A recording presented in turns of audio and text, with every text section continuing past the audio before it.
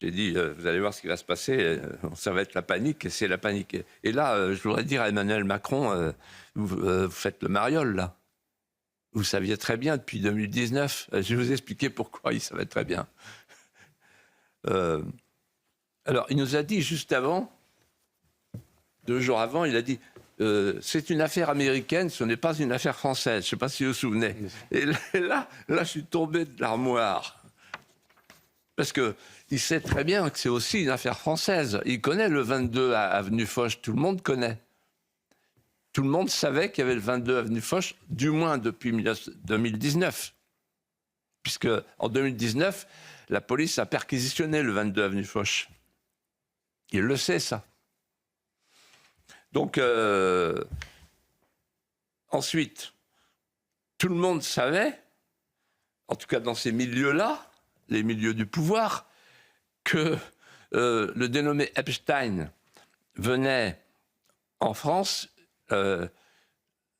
6 mois de l'année. Et donc, on peut se poser la question, il pratiquait la pédophilie dans l'île Vierge, la mal nommée, au large de la Jamaïque, avec ses amis de la jet set. Et alors, quand il venait en France, il était là, tranquille, dans son sofa, sans rien faire, avec personne qui venait.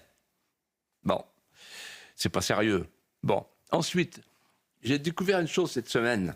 Ghislaine Maxwell, elle avait un passeport français.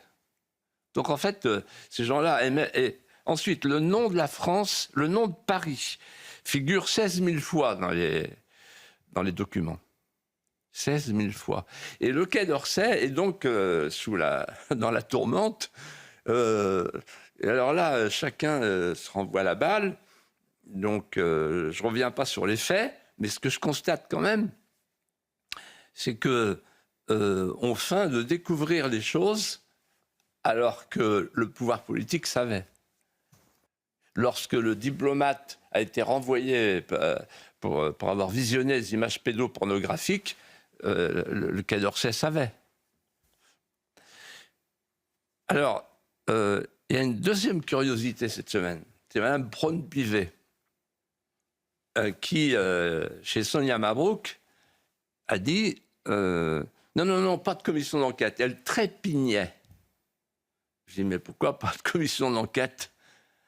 Ça mériterait une commission d'enquête transpartisane, mais une commission d'enquête quand même. On a envie de savoir, c'est normal. Ensuite, la justice. Donc on sait maintenant que la justice avait des milliers de mails, plein d'informations, avec une enquête préliminaire ouverte. Le procureur de Paris de l'époque, Rémy Hetz, qui est devenu maintenant le grand patron de la Cour de cassation, procureur général de la Cour de cassation, c'est un homme important. Et donc c'est lui qui a dit on arrête, il n'y a rien. Voilà. Apparemment, peut-être il me démentira, mais en tout cas l'enquête elle est au point mort, alors qu'ils ont plein de documents.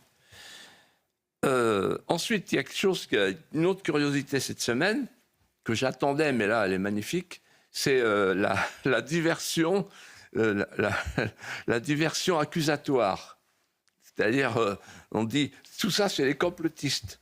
Et moi, je réponds, c'est la première fois dans l'histoire des complotistes que les complotistes ont détecté un vrai complot. Alors, celui-là, c'est gratiné quand même. Moi, je serais complotiste, je me dirais, là, j'ai un truc sous la main. C'est un vrai lapin de Garenne quand même, hein, depuis le temps que je chasse à la godasse. Voilà, bon. Ensuite, autre accusation extraordinaire, vous avez vu cette semaine, c'est un agent russe. Donc il l'appelle Epstein, comme Rasputin, vous voyez, voilà. Epstein, voilà. Ben, il s'appelle Epstein, pourquoi? Il n'est pas russe, il est américain, donc agent russe. C'est encore un coup de Poutine. Poutine, les petits-enfants, tout ça, voilà, ça ne m'étonne pas.